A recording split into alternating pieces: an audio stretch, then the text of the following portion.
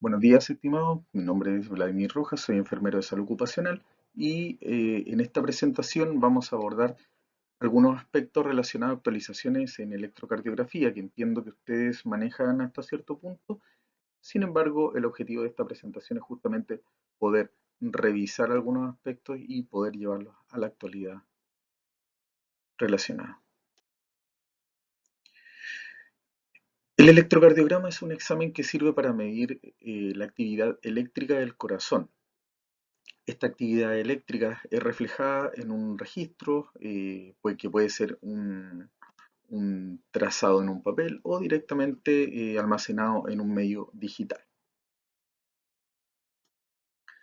Este registro es realizado por un equipo que se llama electrocardiógrafo, y este equipo básicamente está compuesto de cuatro elementos. El primero es un sistema de captura de las señales eléctricas que se llama galvanómetro. El galvanómetro permite capturar estas señales eléctricas y llevarlas directamente al electrocardiógrafo. Luego contamos con un sistema de calibración, que es el sistema que nos permite asegurar que este registro sea el mismo que de un examen tomado en cualquier otra parte del mundo, en Pakistán, en China, etcétera, etcétera. La idea es tener un lenguaje universal y eso lo logramos eh, a través del sistema de calibración. Todos los equipos deben contar con un sistema de calibración. Ahí lo vamos a ver más adelante. Luego, como estas señales eléctricas del organismo son tan pequeñas, el equipo debe amplificarlas y es por ello que cuenta con este sistema de amplificación. Y finalmente tenemos un sistema de inscripción o de registro que en el caso de ser un equipo que permita generar trazado en papel, va a contar con un sistema de inscripción que consiste en una pajilla que se calienta y que va generando un registro, otros que tienen impresión directa, otros finalmente que podrían almacenar la información por vía digital. Nosotros contamos en la parte superior, es posible ver un equipo de electrocardiografía convencional, son los que más se utilizan. Luego, en este momento estamos viendo un equipo más moderno que no cuenta con un sistema directo de inscripción como es posible ver acá, pero eh, sí cuenta con un sistema de almacenamiento de la información por vía digital. Y finalmente tenemos un equipo más convencional, que es un equipo em, que permite la grabación de este trazado a distancia. Hoy por hoy los astronautas, por ejemplo, están enviando sus señales electrocardiográficas a través de miles de kilómetros de distancia, y eso se logra con equipos de alta tecnología. Esos son los equipos convencionales que se están utilizando. Hoy por hoy los tres están disponibles en el mercado y sirven de igual forma con diferentes objetivos, lógicamente. Dentro de los equipos más utilizados podemos encontrar equipos monocanal, vale decir, son equipos que permiten generar un trazado uno a la vez, vale decir, cada derivación, cada electrodo captura la señal de a uno por vez, vale decir, toma un trazado, finaliza, sigue con el otro, finaliza, sigue con el otro. Por otra parte, tenemos los equipos que son multicanales, que ya en la parte superior veíamos uno de un solo canal. Acá vemos en el segundo ejemplo un equipo que tiene tres canales. Son multicanales, permiten controlar varias derivaciones al mismo tiempo. Y en la parte inferior vemos un electrocardiógrafo interpretativo. Multicanal puede ser de uno, de 3, de 6, de 12. En este caso hay uno de 3. Y el interpretativo puede tener las mismas características de los anteriores, pero la diferencia es que genera prediagnóstico. Ojo, no debemos confiarnos en este prediagnóstico. Este prediagnóstico es más que nada una orientación y debe ser corroborado por el médico tratante.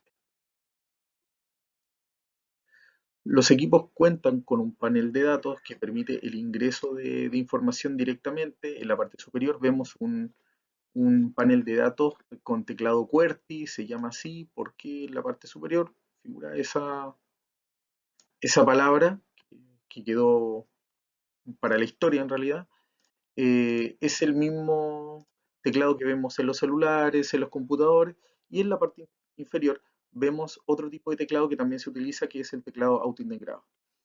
Este teclado autointegrado tiene la particularidad que si yo quiero escribir, por ejemplo, Rojas, debo ingresar al menú, ID de paciente, ingresar los datos y buscar. Eh, R de Rojas, A, B, C, D, F, G, llegar hasta la R, Enter, después devolverme hasta la O y así, versus el panel de datos integrado que me permite ingresar los nombres de forma directa. O sea, va a depender de qué es lo que necesito para saber qué electro puedo adquirir para ese centro. Ya cada centro habitualmente tiene su sistema adaptado para los equipos que tiene, o al revés. Bueno, dentro de los materiales que vamos a utilizar, primero vamos a encontrar este elemento que es el cable paciente. Este cable paciente es el que permite conectar a los sensores del equipo con el usuario. Tiene unas posiciones específicas que lo vamos a ver más adelante. Luego vamos a ver acá cuatro pinzas terminales, son conectores que van en electrodos de los miembros, vale decir, en las extremidades. Luego tenemos el papel, el papel de registro. Este papel es un papel milimetrado, termosensible, lo vamos a ver más adelante, papel de registro.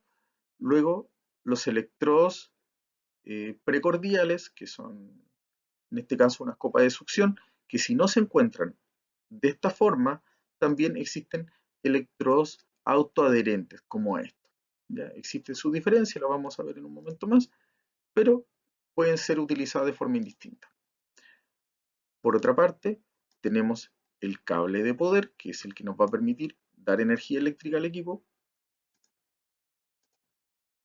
el cable a tierra, que nos va a permitir estabilizar la señal eléctrica. Es muy importante tener este cable, en algunas unidades no se encuentra disponible, sin embargo es muy importante, soluciona un montón de problemas.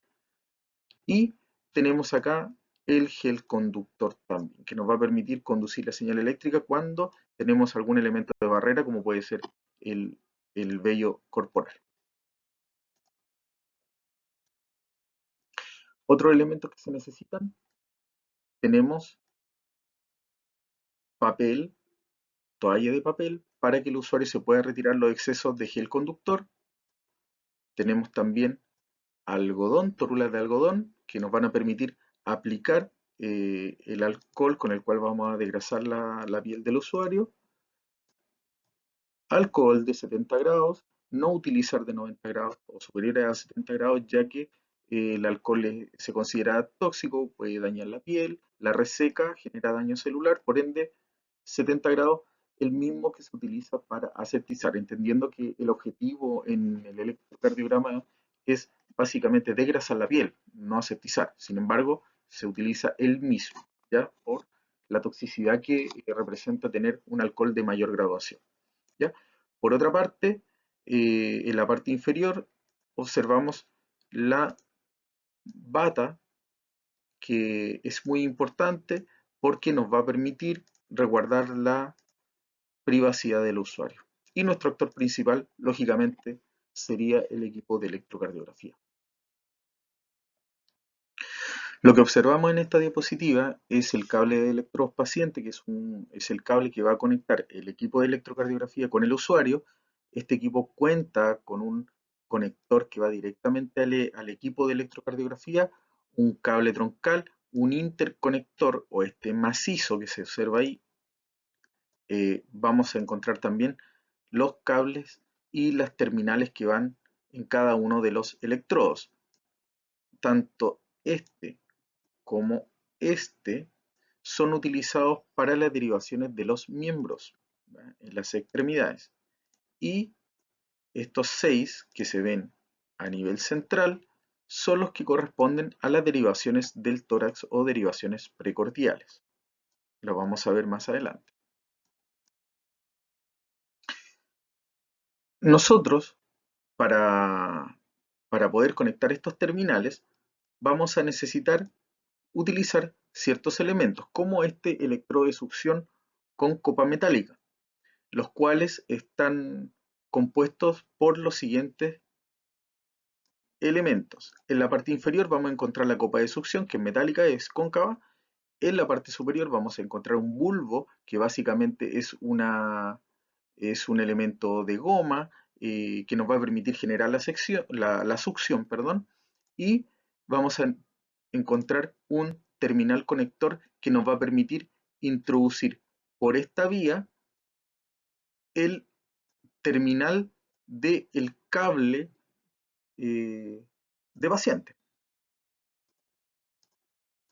Este bulbo es importante presionarlo lo justo y necesario para generar la succión mínima que nos permita asegurar la adherencia del electrodo. Si yo genero una presión mayor, el problema es que se va a generar en la piel del usuario, va a ser un traumatismo con un hematoma subsiguiente. Por ende, se debe presionar lo justo y necesario para asegurar la succión, permitiendo que no se desplace el electrodo, pero teniendo la precaución de que no genere un traumatismo ulterior. En la parte inferior de la copa de succión, vale decir, si la miro por debajo, nos vamos a dar cuenta que es cóncava y que presenta un orificio. Ese orificio eh, se conduce directamente al interior del bulbo. ¿Cuál es el problema? Si yo genero mucho gel conductor o tengo muchos elementos sobre la piel, estos elementos con el vacío del bulbo van a ingresar por este orificio hacia el interior. En su interior vamos a encontrar la temperatura y la ausencia de luz necesaria para la proliferación de microorganismos, por ende, eh, el gel conductor no se debe colocar al interior de la copa de succión. Estos electrodos que se ven en la pantalla son electrodos autoadherentes que se pueden utilizar en reemplazo de las copas de succión. ¿Qué ventaja tienen? El traumatismo es menor, de hecho no existe succión acá, solamente adherencia. Cuentan con una pasta conductora. Los terminales del cable paciente son específicos para este tipo de electrodos, por lo que presentan esta forma de pinza que se observa acá. Por ende, no cuentan con la copa de succión, pero sí debo adquirir o contar con estas pinzas que son bastante delicadas, son mucho más frágiles que las copas de succión. Sí permite mayor higiene, es más rápido relativamente y el problema del costo también. O sea, el costo es sustancialmente diferente. Para el uso de la copa de succión, más allá de la mantención de las copas de succión, necesito comprar el gel conductor, que es relativamente económico. Sin embargo, estos electroautoadherentes son desechables y tienen un valor bastante alto. ¿El alcohol para qué se utiliza? Bueno, el alcohol lo vamos a utilizar para desgrasar la piel, algo ya había adelantado. Este alcohol debe ser de 70 grados, se utiliza para desgrasar la piel, vale decir, retirar el sebo que pudiese depositarse de forma natural sobre la piel y retirar también aquellos residuos propios del sudor y que pudiesen estar alojados en la piel. Por ende, el alcohol es una alternativa. Otra alternativa correspondería directamente a bañar al usuario con un detergente que puede ser un jabón, enjuagarlo y secarlo. La diferencia en tiempo y recurso es evidente, por ende, mayoritariamente se utiliza alcohol de 70 para desgrasar versus un lavado que va a demorar mucho más tiempo. En el caso de que existan usuarios con exceso de vello o exceso de elementos de barrera directamente pelo, lo que se hace es devellar. No confundir con depilar. Depilar consiste en retirar el vello de raíz y eso genera un traumatismo. El proceso de devellado consiste en el corte casi al ras de piel del vello, pero no lo saca de raíz. Si se dan cuenta, permite que quede alrededor de 1 milímetro de vello, no generando daño o microerosiones en la piel, ¿ya? Esto debe ser realizado en consentimiento del paciente y en casos estrictamente necesarios. Además, su costo es bastante alto. Los cabezales de la debelladora, que comúnmente se conoce y mal llama con el nombre de clipera, por el nombre comercial, es bastante caro y es desechable también. Por ende, eh, el debellado es una técnica como última opción. Se va a privilegiar otras técnicas versus el debellar al usuario por un tema estético y por un tema de respeto también al usuario. Cuando necesitemos conducir la señal eléctrica entre la piel y el electrodo, vale decir por la presencia de vello u otro elemento de barrera, debemos utilizar un elemento que nos conduzca. Este elemento que nos conduce es el gel conductor, que es un elemento que tiene la finalidad de imitar la bioresistencia eléctrica de la piel. Vale decir, les voy a dar el siguiente ejemplo. Si hubieran eh, trillizos, por dar un ejemplo, uno fuera eutrófico, uno enflaquecido y uno un gran obeso, el eutrófico tendría el voltaje cardíaco que debiese tener una persona en un estado nutricional acorde a su talla. La persona enflaquecida tendría su voltaje ligeramente aumentado. ¿Por qué? Porque la resistencia entre la piel y ese corazón va a ser menor, porque va a tener menos grasa, porque va a ser más delgado, va a ser menor, de menor grosor la pared, por ende va a tener el voltaje más aumentado. Una persona gran obesa tendría el voltaje disminuido porque la grasa corporal genera una barrera. Entonces, lo que se busca en este caso es eh, utilizar ese principio del ejemplo que les comenté directamente acá. Lo que necesitamos es disminuir la resistencia que genera eh, el,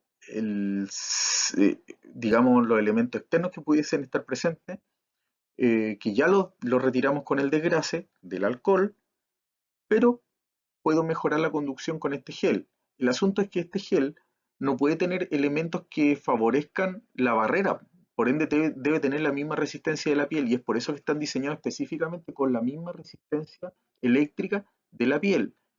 Sabemos que este gel es de base acuosa, está basado en agua. ¿Por qué? Porque el agua es conductora de electricidad, lo que me mejora por los minerales contenidos en el gel. Eh, Esto nos permite deducir que el agua destilada es menos conductor. ¿Cuáles son las características ideales de este gel conductor? Es que sea hidrosoluble, vale decir soluble en agua, hipoalergénico, para que no genere irritación, la resistencia eléctrica similar a la del tejido humano, debe ser ausente de elementos grasos, sabemos que la presencia de elementos grasos puede generar barrera eléctrica, por ende debe ser ausente de elementos grasos, y además mancharía la ropa y otro elemento, sería menos cómodo, pero básicamente es por la resistencia, eh, y debe tener ausencia de sodio. ¿Por qué? Porque la ausencia de sodio lo hace especialmente adecuado para las aplicaciones de larga duración, por la transferencia de iones sodio que puede generar daño celular. Por ende, eh, en ocasiones actúa como un puente eléctrico entre la piel y el electrodo en caso de alguna barrera como podría ser el exceso de vello. Eso es en el fondo.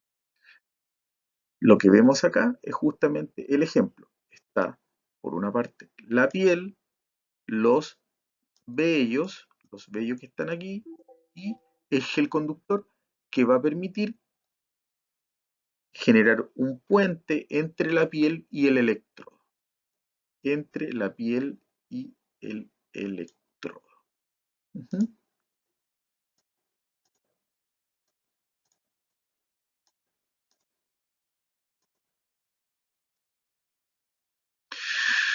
Para conectar los electrodos se debe disminuir la resistencia eléctrica generada por elementos presentes sobre la piel, tales como sudor, sebo, etc. Ya sabemos que esos elementos se retiran con el desgrase que lo vamos a lograr con la aplicación de alcohol, ¿cierto? Con esa tórula de algodón eh, humedecida con alcohol de 70 grados.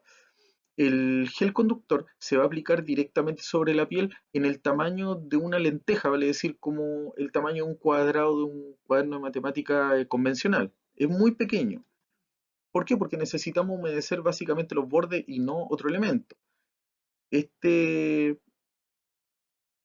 este electrodo se aplica en el borde, se gira y se aplica una leve succión para asegurar que quede en el lugar. Pero a lo que voy es que esta gota, esta lenteja de gel conductor debe humedecer únicamente los bordes del electrodo. Aquí vemos una aplicación, una instalación, perdón, estándar de los electrodos y así quedaría más o menos con la aplicación de gel conductor. ¿Cuál es el problema? Acá hay un error. ¿Por qué? Porque el gel conductor del electrodo 2, que en este caso sería el B2, ya lo vamos a conocer en detalle, está tomando contacto con este electrodo, que sería el B3, que también lo vamos a ver más adelante. ¿Cuál es el problema? Si yo estoy capturando la señal del electrodo número 2 aquí, este, este electrodo está capturando la señal eléctrica que viene de ese segmento del corazón. Y esto por su parte está capturando la señal eléctrica del segmento que está destinado. Al tomar contacto el gel conductor, lo que hacen estos electrodos es que llevan las señales promediadas, por ende, las dos hacen un promedio y en el trazado podrían figurar con el mismo trazado, que no va a ser un trazado real, porque van a sumar la fuerza eléctrica y va a generar un promedio. Por ende, el gel conductor no puede tocar al de el electrodo siguiente. Otro problema que se puede generar es que los conectores estén tan cerca que pueda generar contacto. Ese contacto se debe evitar y es por eso que se coloca o se debe colocar una barrera. En este caso yo coloqué una pequeña tórula de algodón para que los elementos metálicos no se toquen. Para generar el registro utilizamos habitualmente un papel de registro, el cual es termosensible, vale decir, es sensible a la temperatura, sin embargo también es fotosensible, vale decir, es sensible a la luz. Puede ser de formato rollo, como se ve en la parte superior, o de autoplizado, que es el tipo acordeón que se ve acá abajo. Y las medidas se calculan por su ancho en milímetros, vale decir, un rollo de 60 corresponde a un rollo que en su ancho tiene 60 milímetros, vale decir, nos estamos refiriendo a un rollo que tiene 6 centímetros. ¿Ya? Por ende, si escuchan, necesito un papel de registro en rollo de 60, vale decir que es de 6 centímetros, 60 milímetros. ¿Ya? Si es de 80, 80 milímetros y así. ¿Ya? Y el largo se mide en metros. Va a depender de cada equipo, aunque el largo no es tan relevante. La pregunta cae de cajón. ¿El registro es permanente? No. Al ser un papel termosensible y fotosensible, se corre el riesgo de que pierda su registro al exponerse a altas temperaturas o a la luz directa. Por ende, en algunos centros se han habilitado estas papeletas que, para evitar la decoloración del papel termosensible, son utilizadas en forma de U y que permiten resguardarlas de la luz y en menor cuantía a la humedad. También son aprovechados para ingresar algunos datos del usuario. ¿De qué depende un adecuado registro electrocardiográfico, en el fondo un electrocardiograma? Bueno, primero debo garantizar que el equipo cuenta con un servicio técnico adecuado, que cuenta con sus mantenciones periódicas. Lo ideal es que tengan un control preventivo mensual, a todo reventar en un caso de que tengamos un equipo que se utilice muy poco, semestral, pero debe contar con su registro de forma adecuada de controles preventivos y reparativos. Para eso debe ser controlado y calibrado por personal técnico especializado. Por ende, debemos contar con un registro de sus mantenciones y calibraciones. Habitualmente lo hace el profesional de enfermería o lo delega en personal técnico que pudiese llevar este control. Otro elemento muy importante es contar con un profesional médico adecuado que permita obtener una lectura correcta y adecuada de este trazado electrocardiográfico, porque no sacamos nada teniendo un buen control, un buen examen, pero sí no tenemos un profesional idóneo para que lo lea. O sea, por ende, se debe contar con un médico específicamente calificado en la lectura e interpretación del electrocardiograma. Y entre estos dos actores contamos el profesional técnico, profesional de enfermería, que va a, a ser responsable de la toma del examen, pero no solamente eso, sino que también el rol del profesional de enfermería es clave para generar un registro confiable y levantar la mano, dar la alerta cuando el equipo no se encuentre en condiciones técnicas o genere algún problema en la toma. Por ende, debemos generar programas, perdón, que permitan obtener conocimiento técnico acabado para la adecuada realización del control electrocardiográfico. De ahí que, según mi punto de vista, es el personaje clave dentro de los controles electrocardiográficos. Analizando un poco la anatofisiología, sabemos, no me quiero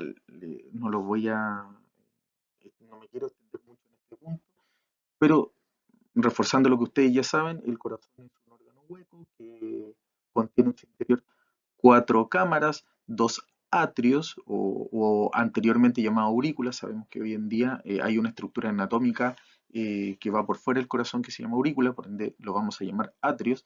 Y en la parte inferior tenemos dos ventrículos que reciben la sangre desde los atrios. Tenemos también ciertas arterias y venas que eh, llegan y salen desde el corazón. Sin embargo, sabemos que el electrocardiograma no nos permite analizar la forma del corazón, sí nos permite analizar la función eléctrica. Por ende, lo que vamos a revisar ahora es justamente eso. El corazón funciona de la siguiente forma. Las células se contraen a través de impulso eléctrico. Al recibir un impulso eléctrico, las células se contraen y es así como genera la contracción cardíaca que se conoce como sístole y una vez que finaliza el estímulo eléctrico, se genera la relajación cardíaca conocida como... Estas células, al ser estimuladas eléctricamente y una vez activadas, se recuperan para alcanzar las condiciones eléctricas de reposo. Este fenómeno se llama repolarización, que cuando vuelve a sus condiciones normales, y puede presentarse por un vector que es la dirección del impulso eléctrico. Ahora, el impulso eléctrico es generado en este nodo que se encuentra en la parte superior derecha del atrio derecho. Este conduce la energía eléctrica por ciertos canales hacia el ventrículo. El haz de Benkevac, acá se encuentra otro haz y aquí otro haz que llevan el impulso eléctrico directamente al nodo atrioventricular. ¿Ya? Ahí se va a generar una pausa. De esta pausa vamos a hablar más adelante. Y hacia el atrio izquierdo vamos a encontrar este haz que es el haz de Benkevac. Luego, ya conocido cómo se envía este impulso eléctrico por estos conductos eléctricos, nerviosos eléctricos, hacia los atrios, sabemos que llega al nodo atrioventricular donde ocurre una pausa. Luego es conducido hacia los ventrículos por el haz de His y las respectivas ramas derechas, red de fibra de Purkinje, rama izquierda anterior, rama izquierda inferior o posterior, ¿ya? Y la red de fibra de Purkinje respectiva, aquí, ¿ya? Al despolarizar el nodo sinusal, al enviar esta señal eléctrica, se genera en el trazado una onda que es la primera onda que aparece en el registro. Por ende, la despolarización de las aurículas es representada en el trazado con la onda P, que es la primera deflexión positiva u onda positiva que aparece en el registro electrocardiográfico. La pausa que aparece aquí en el nodo atrioventricular es reflejada en esta pausa evidenciada en esta línea isoeléctrica. Isoeléctrica quiere decir que no tiene carga, por ende es una línea planita, ¿ya? Y luego toda la actividad ventricular se va a ver reflejada en este complejo de tres ondas, que es una onda negativa, una onda positiva grande y una onda negativa, que es el complejo QRS. Y finalmente, cuando vuelve a reposo, vamos a encontrar esta onda T, ¿ya? La onda U puede aparecer en algunos casos, se relaciona con algunas patologías y tiene relación con la repolarización tardía de algunos elementos de la red de fibra de Purkinje, aunque todavía no está muy dilucidado. Por ende, el funcionamiento del corazón está reflejado en esta diapositiva. El corazón se contrae rítmica y automáticamente como consecuencia del impulso eléctrico generado dentro de él. Este impulso es generado en un pequeño grupo de células ubicado en el nodo sinusal, que es el llamado nodo marcapaso, ¿cierto? Este nodo se encuentra, ya lo habíamos hablado, en la parte superior de la aurícula derecha, en la desembocadura de la vena cava superior. En estos cuatro esquemas se puede ver el recorrido de la sangre por el interior del corazón. La sangre entra por las aurículas provocando el diástole muscular, que es la relajación de las paredes musculares de la aurícula, o los atrios en este caso. Las paredes de los atrios se contraen, el sístole atrial, y la sangre es expulsada hacia los ventrículos que se hilaran, conocido como diástole ventricular. Los ventrículos se contraen, el sístole ventricular, expulsando la sangre hacia la arteria.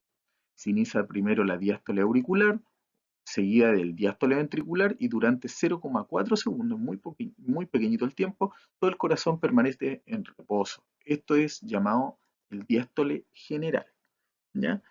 Todo esto se ve en este sistema, un pequeño diagrama o animación que quise compartir con ustedes para que les quede un poquito más claro de cómo funciona el cardiograma. Por ende, a medida que va pasando, el trazado se va evidenciando en esta zona, ¿ya?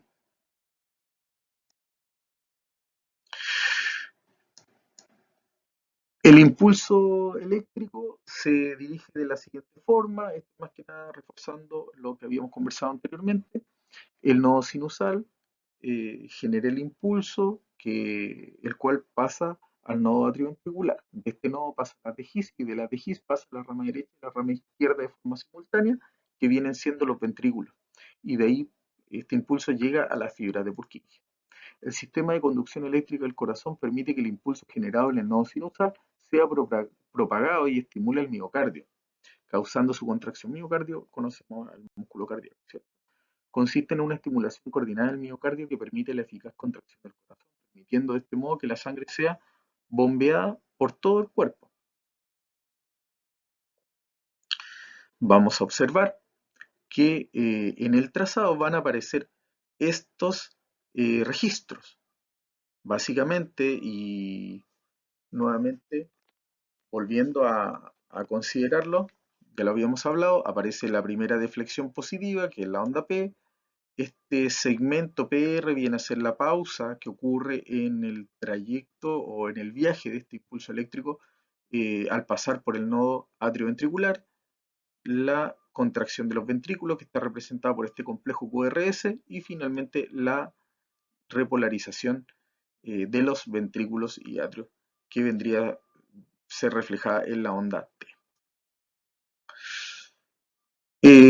¿Dónde se ubica el corazón? Bueno, haciendo un pequeño resumen, el corazón está ubicado prácticamente en el medio del tórax, en el mediastino, entre los pulmones, descansando sobre el diafragma, bajo el callado aórtico, por delante de las vértebras torácicas, por detrás del esternón. Parece que no se me escapó ninguna referencia.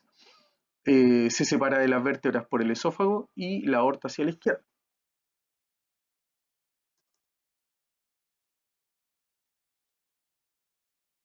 Su disposición es ligeramente inclinado hacia la izquierda y hacia abajo, considerando que también que el corazón tiene un tamaño aproximado como un puño cerrado, más o menos, ¿ya? Estas correlaciones anatómicas nos permiten estimar de manera aproximada la ubicación de segmentos y estructuras que componen la morfología cardíaca, lo que permite posicionar derivadas de análisis electrocardiográfico. si yo coloco un electrodo en un usuario, voy a capturar la señal eléctrica en cualquier parte de su cuerpo. Me puedo colocar un electrodo en la frente, por ejemplo, en el brazo, voy a capturar la señal eléctrica. ¿Cuál es el tema? El organismo está compuesto por células musculares que se contraen y que se estimulan a través de estímulos eléctricos, no solamente en el corazón, tenemos la musculatura estriada esquelética y también la musculatura lisa. Por ende, para poder tomar un electrocardiograma yo debo consensuar los puntos de referencia.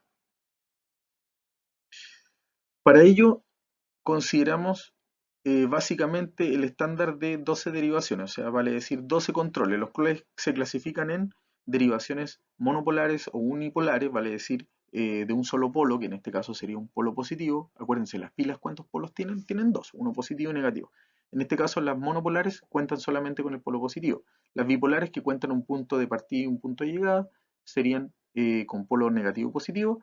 Y las precordiales, que actúan como polos positivos y se colocan en la zona precordial, vale decir en el tórax. Las monopolares se colocan en los miembros o eh, extremidades. Pues bien, las derivaciones monopolares se colocan en la siguiente zona.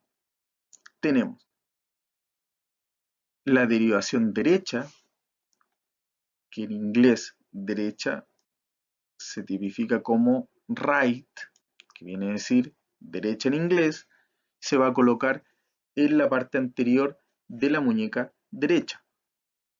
Es el electrodo que mide el inicio del impulso eléctrico. Acuérdense, el nodo sinusal se encuentra en la parte superior derecha. Bueno, lo más superior a la derecha que tenemos es la mano derecha. Por ende, esto va en la muñeca derecha. Luego tenemos un electrodo que mide el trayecto intermedio del impulso eléctrico, que vendría a ser la derivación de izquierda. En inglés, izquierda es left, por ende está nombrado con una L, va en la muñeca izquierda, en la zona anterior. Y finalmente tenemos donde finaliza el impulso eléctrico, que sería en el pie izquierdo. Sabemos que el corazón apunta hacia la izquierda y hacia abajo, por ende, lo más a la izquierda y hacia abajo que tenemos es el pie izquierdo, y es por eso que la derivación de los pies va en el pie izquierdo. Ahora, en inglés, pie vendría a ser foot o feet, con F, y es por eso que tenemos la derivación pie. Ahora, ¿por qué cuando se creó estas derivaciones no le pusieron pie izquierdo? Bueno, porque para la época era lógico que si el corazón estaba al izquierdo, tenía que ir a la izquierda. Por ende, al decir pie, lógicamente era en el pie izquierdo. Hoy en día sabemos que existen patologías o condiciones de salud más que patologías, como la dextrocardia, en la cual el corazón apunta para el lado derecho, pero estadísticamente un número menor. Por ende, si se habla de derivación de pie, siempre va a ir en el pie izquierdo. ¿Por qué? Porque el corazón apunta a la izquierda y hacia abajo, ¿ya? Ahora, todo lo que tiene una dirección se llama vector en física. Y es por eso que estos son vectores, porque miden la trayectoria y la dirección del impulso eléctrico. Y es por eso que estamos hablando de vector derecho, vector izquierdo y vector pie. ¿Ya? ¿Cuál es el asunto? Cuando instauraron el sistema de control electrocardiográfico, se dieron cuenta que la señal era muy débil y que no la capturaba el equipo, por ende tuvieron que agregar un amplificador. ¿Se acuerdan cuando yo les comenté de qué estaba compuesto el equipo y que tenía un galvanómetro, tenía un sistema de inscripción, una estandarización y también un amplificador? Bueno, este amplificador permitió generar estas señales ampliadas, y es por eso que se armó esta pequeña sigla de ABR, ABL y ABF, que vendría a ser ampliada vector right, ampliada vector left y ampliado vector foot, o vector ampliado derecho, vector ampliado izquierdo y vector ampliado pie. Estas son las monopolares, actúan como polos positivos. Cada vez que el impulso eléctrico se acerca a un polo positivo, en el trazado va a aparecer una deflexión positiva. Ya vale decir una curva hacia arriba. Cada vez que el impulso eléctrico se aleje del electrodo positivo, va a haber una deflexión negativa. Eso es básicamente el funcionamiento del electro. La pregunta del millón, los electrodos de miembros, ¿en qué posición van? ¿Son ventrales o dorsales? Bueno, se va a colocar en la zona ventral básicamente porque en la zona dorsal hay mayor depósito de grasa y hay mayor presencia de vello, que pudiesen ser una barrera. Y es por eso que los electrodos siempre van en la zona anterior. ¿Ya? Una pregunta un elemento que pudiese generar consulta. A ver, nosotros habíamos hablado de tres derivadas de miembro, ABR, ABL, ABF. Sin embargo, estamos viendo acá que en el pie derecho hay un electrodo. Ese electrodo se considera neutro. Va a permitir estabilizar la señal eléctrica. Por ende, vamos a encontrar cuatro derivaciones que se van a instalar en el usuario. Sin embargo, las tres que marcan la señal eléctrica son ABR, ABL y ABF. Vale decir brazo derecho, brazo izquierdo y pie izquierdo. Estas posiciones nos permiten generar un triángulo en el cual vamos a encontrar derivaciones bipolares recién. Ya vimos que las monopolares son ABR, ABL y ABF. Sin embargo, un alemán de apellido Beethoven se dio cuenta que podíamos utilizarlo como punto de partida y tener un punto de llegada para conocer el trayecto de este impulso eléctrico. Vale decir, acá puedo generar derivaciones con dos polos, uno positivo y uno negativo, solamente instalando las monopolares. Entonces, si consideramos este trayecto entre ABR y ABL, voy a generar la derivación bipolar de 1. ¿Ya? Si yo consigo, o considero, perdón, ABR y ABF, voy a crear la derivación de 2 que tiene esta trayectoria, ¿cierto? Y si contemplo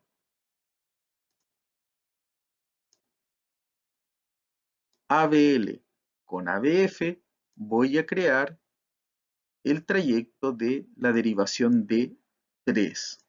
¿Ya?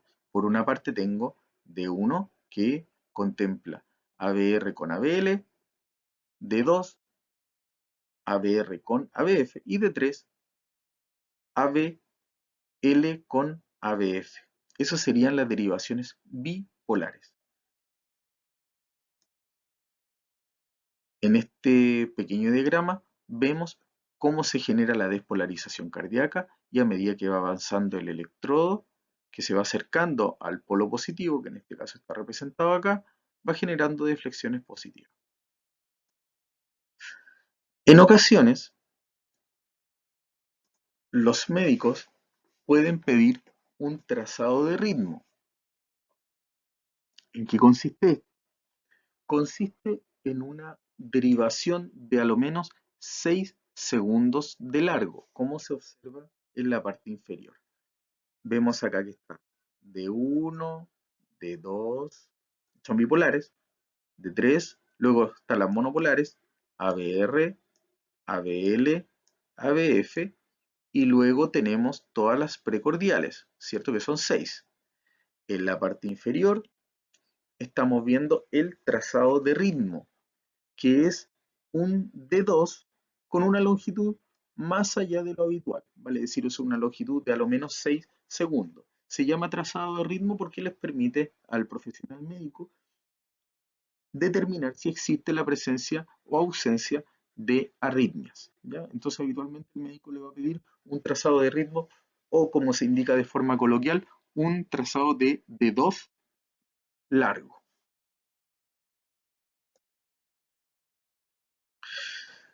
Esto está determinado por lo siguiente. Vemos acá el triángulo de Beethoven, que ya lo habíamos visto, D1, D2, D3. ¿Por qué el médico habitualmente pide el D2? Por la siguiente razón. El D2 es el que asemeja el trazado lo más lo más posible a el ángulo del impulso eléctrico cardíaco.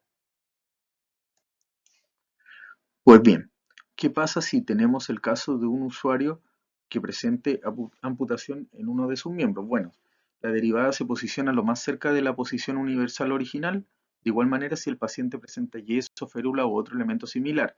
Sin embargo, debemos considerar lo siguiente. Si la persona tiene algún elemento metálico, como por ejemplo una osteotomía, entre otras cosas, que requiera la inserción de placas, pudiese generar problemas, de igual forma que una amputación. Ante eso, lo que tenemos que hacer es lo siguiente. Las posiciones son, las posiciones estándar son aquellas que están reflejadas en el dibujo que figura a la derecha de la diapositiva. Vemos acá la posición de ABR, ABL, ABF y la posición del neutro, ¿cierto? Pues bien, en caso de amputación parcial, suponiendo una amputación a nivel de la rodilla, lo que debo hacer es trasladar este electrodo a un punto cercano al tronco fuera del ligamento inguinal. ¿Ya? Estamos hablando que está fuera del tronco. Pues bien, cuando necesito movilizar un electrodo, tengo que mover los 4 monopolares. Vale decir, si dejo este electrodo fuera del tronco, el ABL también tiene que ir fuera del tronco y el ABR también fuera del tronco. ¿Qué pasa si la persona tiene una amputación traumática total de algún miembro y necesito colocar este electrodo dentro del tronco? Bueno, vale decir que ABL también tendría que ir dentro del tronco y ABR también. ¿Cuál es la única observación? Es que los electrodos tienen que estar por lo menos 20 centímetros lejos de la posición del corazón, ¿ya? Esta normativa es lo que indica la AHA, la American Heart Association, en las recomendaciones publicadas el año 2007. Por ende, no se posiciona cerca del muñón solamente en la extremidad y los otros no se cambian todos. Bueno, pasando a esta diapositiva, estas son las derivaciones precordiales que deben aprenderse y tomar en consideración. El electrodo de precordial, el primer electrodo precordial se denomina B1, que va en el cuarto espacio intercostal derecho, línea parasternal derecha. El B2, cuarto espacio intercostal izquierdo, línea parasternal izquierda. El B3 va simétrico equidistante entre B2 y B4. El B4 va en el quinto espacio intercostal izquierdo, línea medio clavicular. El B5 horizontal a B4, línea anterior axilar izquierda. Y el B6 horizontal a B4, línea axilar media izquierda. La modificación que se hizo el año 2007 corresponde a estas dos derivaciones que anteriormente iban en el quinto espacio intercostal. El cambio se produce porque la curvatura de las costillas generaban un posicionamiento erróneo. Por ende, se corrigió y a partir del año 2007 se generalizó la instrucción de que B5 y B6 deben ir en posición horizontal a B4. Por ende, ¿qué se desprende? Si analizamos espacio intercostal, indica que el electrodo no puede ir sobre la costilla, porque intercostal significa entre costillas. Tampoco debe ir parcialmente sobre la costilla, debe ir directamente en el espacio entre la costilla sin tomar contacto con la superficie ósea, por la sencilla razón de que la superficie ósea representa una barrera que va a afectar el voltaje. Por ende, no va sobre la costilla, no va parcialmente sobre la costilla, sino que va directamente en el espacio intercostal.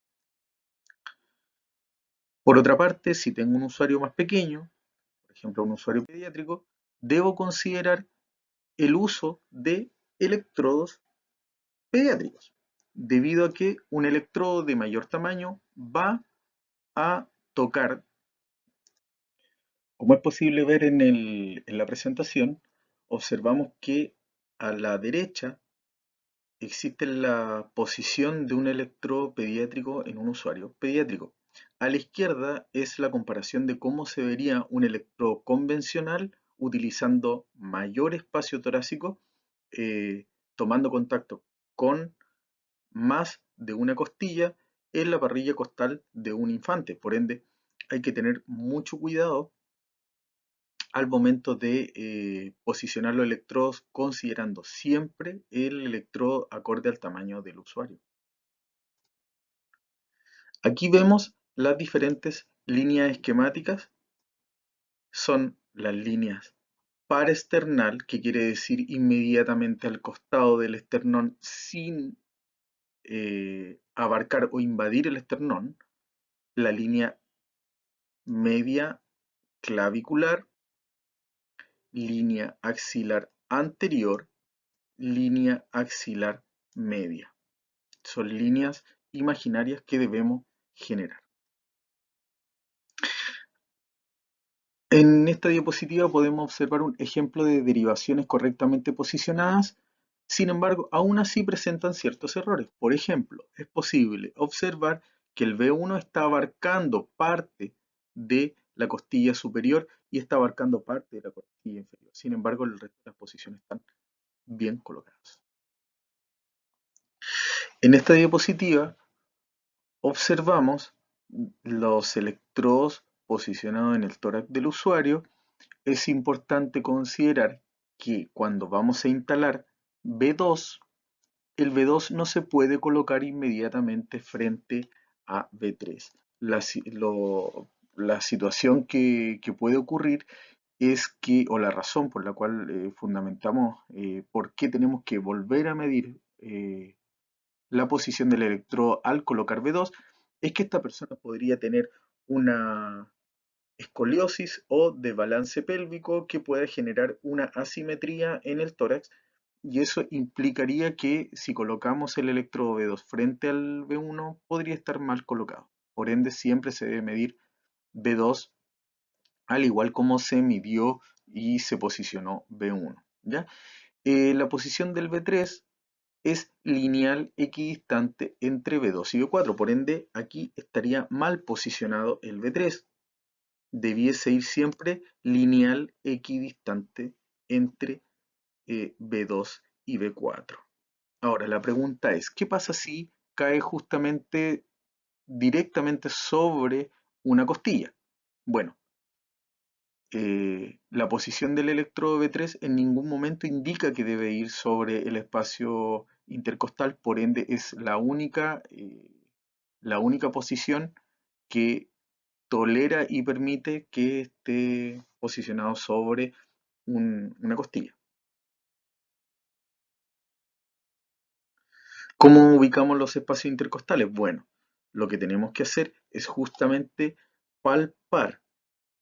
Para eso necesitamos ciertos puntos de referencia. El uso de la clavícula como punto de referencia para posicionar las derivaciones precordiales no está recomendado por la AJA debido a que la clavícula es parte de una articulación móvil. Entonces, una persona pudiese tener un ángulo más cerrado, un ángulo más obtuso, dependiendo de la posición en que esté, dependiendo de su contextura física, dependiendo de si tiene algún tipo de contractura, esternocleidomastoideo, etcétera, etcétera, etcétera. Por ende, el uso de la clavícula no es un punto de referencia válido. ¿Cómo lo vamos a ubicar entonces? ¿Cómo vamos a posicionarlo? Bueno, lo vamos a posicionar utilizando el ángulo external o ángulo de Lewis. Esto se ubica bajo la escotadura external, que es esto que se ve aquí. Luego viene el cuerpo del esternón, que en realidad es bastante grande, es alrededor de entre 4 o 5 centímetros. Y luego con la yema del dedo vamos a palpar esta prominencia ósea que está en la articulación entre el manubrio esternal y el cuerpo del esternón. Es aquí donde vamos a encontrar este ángulo external conocido anteriormente como ángulo de Lewis. Este ángulo de Lewis es el que nos permite una correlación directa con el segundo espacio intercostal que se ubica en esta zona. Por ende, nosotros vamos a palpar al usuario de la siguiente forma. Vamos a ubicar el ángulo external, que acá en un usuario femenino está de pie, es una posición ventajosa, entendiendo que la persona en decúbito supino se le puede palpar con mayor facilidad, que cuesta en realidad. Lo que hay que hacer es ir entrenando eh, la, la percepción de este ángulo porque es bastante sutil. Por ende, hay que practicar, practicar para aumentar la sensibilidad y poder capturarlo. Aquí en un usuario masculino es posible observar el ángulo de Lewis que está señalizado con el dedo aquí y al costado del ángulo external está el segundo espacio intercostal. Luego con los dedos es posible palpar los otros espacios intercostales, ya sea el tercero o el cuarto, para posicionar el B1 y posteriormente posicionar B2. Esto que parece una técnica bastante engorrosa, no lo es con práctica y demora alrededor de 1,5 segundos aprox. Es así como se vería una, esquemáticamente la posición de los electrodos adecuadamente posicionados. La posición del pezón y la mama no tiene relación con los espacios intercostales, por ende no se deben considerar el volumen mamario, salvo para un punto que vamos a ver a continuación. Bueno, aquí otro esquema de, de las líneas anatómicas. Aquí vamos a ver lo siguiente. Posición de B1 errónea, porque está sobre el esternón. Nuevamente, posición de B1 errónea porque no está paraesternal, se encuentra alejado del esternón. Posición de B1 bien posicionado, paraesternal sin invadir el esternón. Es así como debe ir. Esta es la posición de los electrodos en un usuario femenino. Insisto, la mama no tiene nada que ver porque se indica directamente los espacios intercostales y en ninguna parte se menciona la mama en realidad. Sabemos que el mayor volumen mamario puede tener un impacto en el voltaje, sin embargo se va a privilegiar siempre la posición de los espacios intercostales.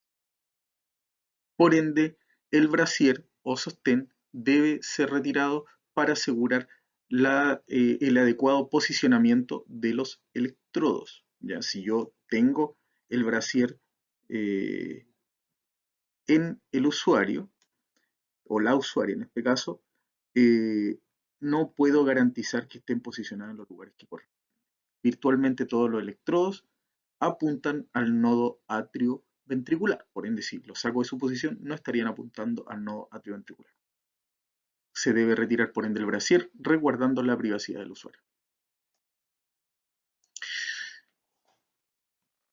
Para efectos de estandarización de los electrodos existen dos normativas. Por una parte, la normativa norteamericana de la AJA y la normativa europea de la IEC.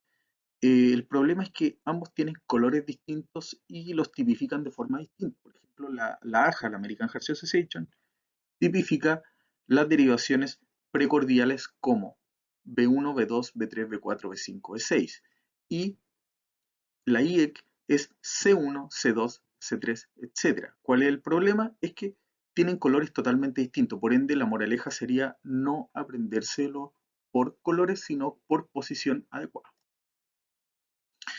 ¿Cuál es la posición en casos especiales? Ya lo vimos, en hiperplasia mamaria. ¿Qué haríamos ahí? ¿Qué consideraciones vamos a tener?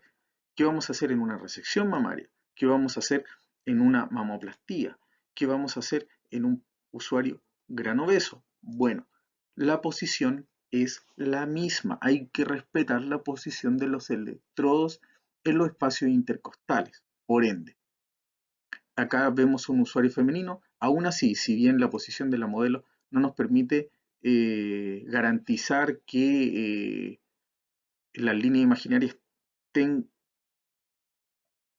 eh, estén en los electrodos, sí podemos dar certeza que ese B3 está mal posicionado porque no está lineal equidistante a B2 y B4.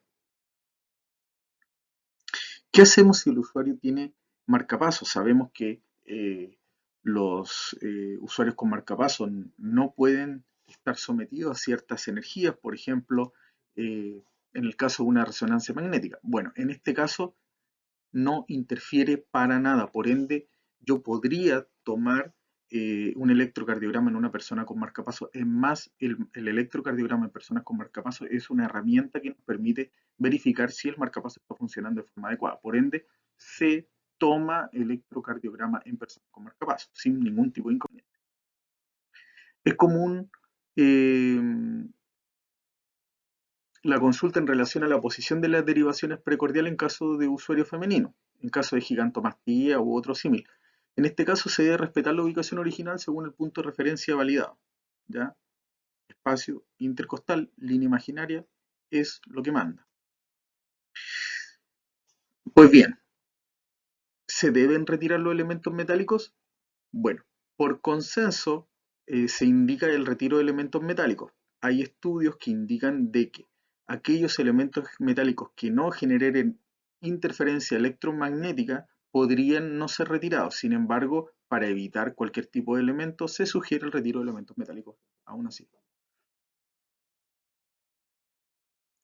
En esta diapositiva observamos un ejercicio de revisión de posición de derivaciones precordiales. Como es posible, podemos observar que de buena a primera no nos llama mayormente la atención, salvo un ojo bien entrenado. Si analizamos una por una cada una de estas derivadas, nos vamos a dar cuenta que están absolutamente todas mal posicionadas. Por ejemplo, es posible observar que en esta zona la derivación B1 está sobre la costilla, en B2 está sobre el esternón y sobre la costilla. B3 no está en línea equidistante entre B2 y B4. Además, B1 y B2 están en el tercer espacio intercostal. B4 está sobre la costilla. B5, B6 no están horizontales a B4 y no corresponden a las líneas imaginarias de la línea axilar anterior y línea axilar media respectivamente. Es muy importante considerar que jamás se deben ubicar los electrodos sin palpar, no se deben colocar los electrodos desde B6 hasta B1, sino que siempre considerando B1, B2, B4, B3, B5 y B6 respectivamente. El tema que vamos a tocar a continuación trata sobre aquellas distorsiones en el procesamiento de datos que se generan a causa de un instrumento de medición, que puede generar una interpretación errónea o un resultado incorrecto. Nos estamos refiriendo a los artefactos. Si dentro del trazado y registro electrocardiográfico se observa una línea basal engrosada o con ondas regulares y rápidas en su línea isoeléctrica, vamos a interpretarlo como la presencia de interferencia eléctrica. Vale decir, ¿qué pasa? Estas líneas generan oscilaciones a tan alta frecuencia que pareciese que estuviese engrosada. Sin embargo, no es así, sino que son oscilaciones regulares y rápidas en esta línea. Corresponde a problemas de la fuente eléctrica, vale decir interferencias de la corriente alterna, mal aislamiento también, otro equipo interfiriendo el mismo circuito, eh, y las soluciones consisten básicamente en la instalación de un cable a tierra o la aplicación de un filtro, pero más allá de eso, la solución basal consiste en eliminar estos elementos que pudiesen generar en algún momento interferencia. Por ejemplo, podemos ver acá la presencia de varios elementos que están dentro de la misma sala, un electrocardiógrafo, un monitor, entre otras cosas. Estos elementos, si es que hay alguno de ellos que genere interferencia, va a afectar a todos los demás. Un televisor en la misma sala que esté con interferencia de señal también podría generar un problema. De igual forma, si consideramos estos transformadores o enchufe de corriente que no cuenta con una alimentación definitiva de, de su terminal, digamos, un celular desconectado, pero sí enchufado a a la corriente, puede generar interferencia dentro de la misma red. Si el usuario cuenta con equipos que generen radiación electromagnética, o ondas, perdón, electromagnéticas, y, por qué no decirlo, si el profesional o técnico cuenta con un equipo emisor de radiaciones electromagnéticas, va a afectar el electrocardiograma, su trazado. Podemos tener un equipo conectado en un enchufe, pero si el circuito se conecta con otro enchufe que está conectado a un equipo que genera problema de interferencia, va a ser afectado. Es así como vamos a observarlo directamente en el trazado. También puede ser observado de esta manera. Son ondas rápidas regulares en la línea isoeléctrica. Acá hicimos un ejercicio de un televisor, el cual estaba conectado a la misma red con el equipo apagado, podemos ver aquí, y el mismo equipo encendido generaba una interferencia. En algunos equipos convencionales vamos a observar en el costado o en la parte posterior este pequeño perno que es la conexión del cable a tierra. Se, se permite conectar directamente en esa zona. Algunos equipos más modernos viene con el punto a tierra autointegrado, por ende no contarían con esta salida a tierra. Es este el cable que se conecta en esa salida a tierra y el terminal posterior, vale decir, este caimán, se debe posicionar o fijar en un elemento de tierra, que puede ser la pata de un mueble, entre otras cosas, para generar la descarga de esta interferencia eléctrica de bajo voltaje. Nuevamente el ejercicio, vemos una interferencia en el trazado. Al utilizar el cable a tierra, vemos que la señal de la línea isoeléctrica se estabiliza. Otra solución es la activación del filtro, el cual está disponible en este caso en el teclado, como se puede ver en la presentación. Hay otros equipos que tienen el filtro autointegrado y se programa directamente en el menú. Este filtro nos permite directamente evitar el registro de estas ondas anómalas o estos artefactos producto de interferencia eléctrica. La calibración de este filtro para nuestro país es de 50 Hz.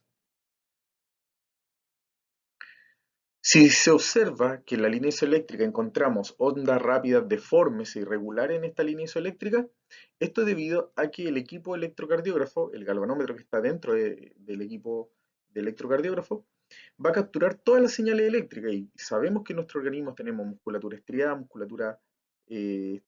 esquelética, musculatura estriada cardíaca y musculatura lisa. Por ende, todas funcionan con impulso eléctrico. Por ende, si una persona se encuentra tensa o con la musculatura contraída, vamos a observar que se va a generar una interferencia propia de la presencia de estas ondas eléctricas que activan esta musculatura estriada. Por ende, va a aparecer en la línea isoeléctrica estas pequeñas muescas. Se observan muescas que nos tienen que ver con el trazado propio electrocardiográfico. No tiene que ver con la onda P, con el QRS, la onda T y la onda U. Son meramente interferencias producto de la contracción muscular, en este caso estriada esquelética. El temblor somático, el nerviosismo, el frío, el hipertiroidismo y Parkinson son solo ejemplos que reflejan aquellas interferencias que se pudiesen generar. Por una parte, si la persona tiene nerviosismo, yo lo tranquilizo para que pueda disminuir esa tensión, por ende debo brindar siempre un ambiente seguro. Si la persona tiene frío, debo temperar la habitación, debo procurar temperar al usuario también. Pero ¿qué pasa si la persona tiene hipertiroidismo o Parkinson, en el cual va a haber contracciones musculares involuntarias. Bueno, como no existe la posibilidad de suspender esa condición, se debe registrar en observaciones que la persona refiere ser portador de hipertiroidismo o refiere ser portador de enfermedad de Parkinson o padecer la enfermedad de Parkinson.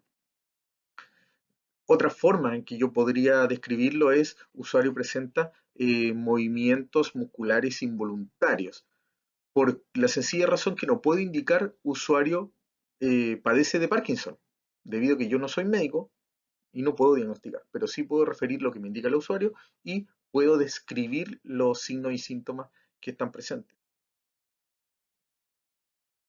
Aquí vemos en la línea isoeléctrica una interferencia eléctrica, como lo habíamos visto hace un par de diapositivas. Esto es interferencia eléctrica, que es muy distinto a este trazado.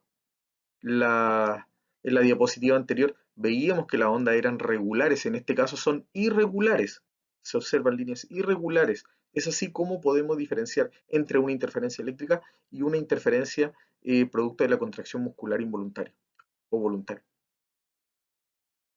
Cuando existe una deflexión brusca de la línea isoeléctrica, vale decir una caída brusca o una alza en el trazado, vale decir el trazado tiende a oscilar hacia arriba o hacia abajo, esto se debe principalmente a movimiento del usuario.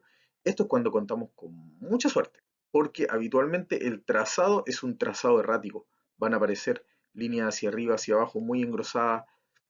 Por ende, no, no podemos considerar ese trazado como un trazado que nos permita ser leído. Vale decir, el movimiento del usuario implica que debo volver a controlar ese registro electrocardiográfico y pedirle al usuario que no se mueva. Cuando observamos que existe un déficit de adherencia o déficit de contacto de los electrodos con la piel del usuario, podemos considerar que en el trazado va a haber una pequeña campana que puede ser hacia abajo o hacia arriba de la línea isoeléctrica y tiene que ver con que la persona al inhalar o al exhalar va a acercar su piel o alejarla del electrodo. Eso cuando existe mucha fortuna, porque en algunos casos nuevamente vamos a encontrar un trazado de tipo aberrante que nos va a impedir la lectura.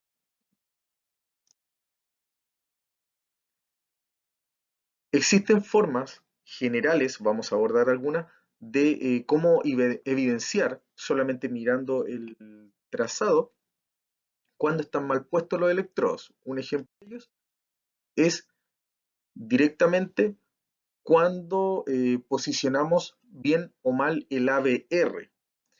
El ABR correctamente posicionado, vale decir, el ABR en la muñeca derecha, va a generar en su trazado que todas las curvas, vale decir onda P, el QRS, la onda T, van a ser negativas. Siempre van a ser negativas por la sencilla razón de que el corazón, por ejemplo, voy a ocupar este espacio, tengo A, B, R aquí y tengo el corazón en el cual el impulso se aleja de ABR y al alejarse de ABR van a ser todas sus ondas negativas. Al contrario, si la derivación ABR yo la coloco en el brazo izquierdo, lo cual sería un error. Fíjense acá, aparecen todas sus ondas positivas. Y esto se da por lo siguiente. Voy a borrar acá el dibujo. Si tengo el ABR y coloco eh, este ABR al lado contrario, voy a obtener lo siguiente.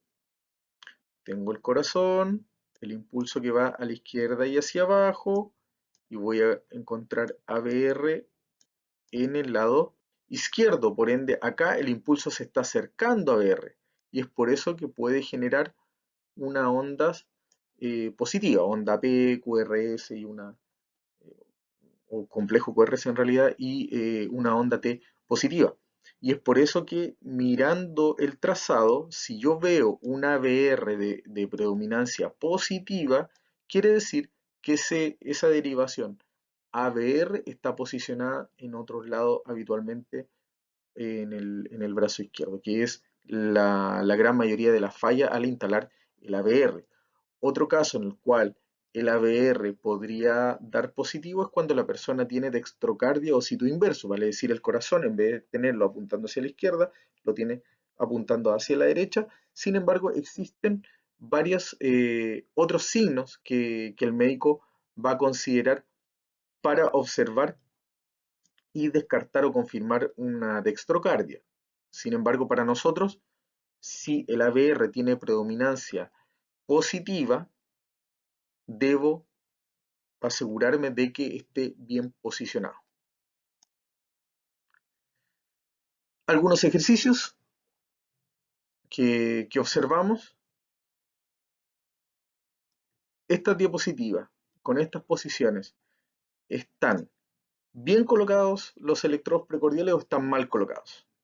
Bueno, en este caso no tenemos la certeza, pero podríamos decir que aquí está la escotadura external, por ende, al parecer, B1 y B2 estarían altos. Por otra parte, el B3 no está lineal equidistante, por ende, aquí tenemos un error importante. Otro ejercicio. ¿Qué elementos alcanzan a notar que no corresponden? Básicamente, ¿está bien o está mal tomado? Varias cosas. Primero, aumento del tono muscular del usuario, por ende va a generar una interferencia en la línea isoeléctrica, vamos a encontrar líneas irregulares. B6 no está en la línea axilar media, B5 no está en la línea axilar anterior, B3 no está lineal equidistante y del resto, lamentablemente, al no poder palpar al usuario, no podemos dar fe de que estén bien alineados. También podríamos decir no se le retiró la villa metálica. Podría ser un elemento si es que genera interferencia. En este caso, al parecer, B1 y B2 no se encuentran para externales. Por ende, a menos que la persona tenga un megaesternón, que no es el caso, estarían mal colocados.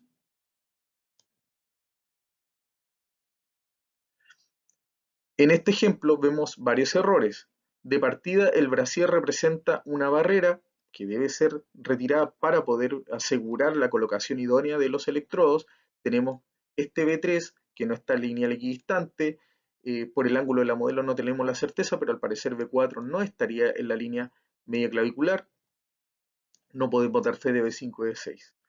Al parecer B1 y B2 estarían altos, pero tampoco tenemos la certeza producto de que no podemos palpar. Sin embargo, sabemos que hay varios errores en esta instalación de electrodos precordiales.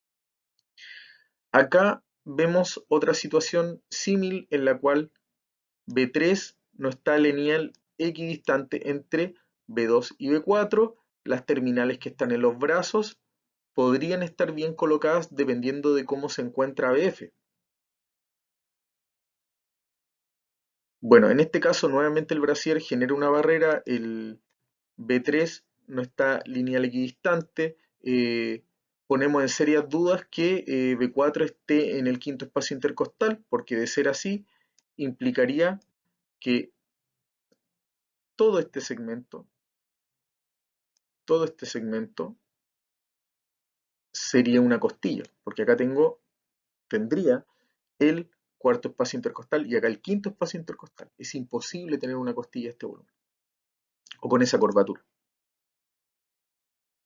Al parecer B1 y B2 están altos también, por ende hay errores acá. El eje B5 no está en la línea axilar anterior, B6 al parecer no está en la línea axilar media, por ende es necesario replantear y reposicionar estos elementos. Nuevamente, y lo más vergonzoso que aquí salió en televisión abierta, pero primero la posición del usuario que ni siquiera alcanza a ser semi-Fowler, segundo, B1 y B2 al parecer están altos, B3 no está lineal equidistante entre B2 y B4, B5 está en una línea que no corresponde a la línea axilar anterior, B6 habría que revisar si es que corresponde a la línea axilar media. En este caso podemos observar varias fallas, le voy a dejar un tiempo para analizarlas. Es posible ver B1 y B2, B1 y B2 bastante alejados del esternón, al parecer no estarían para external, se ve ahí que al parecer están alejados.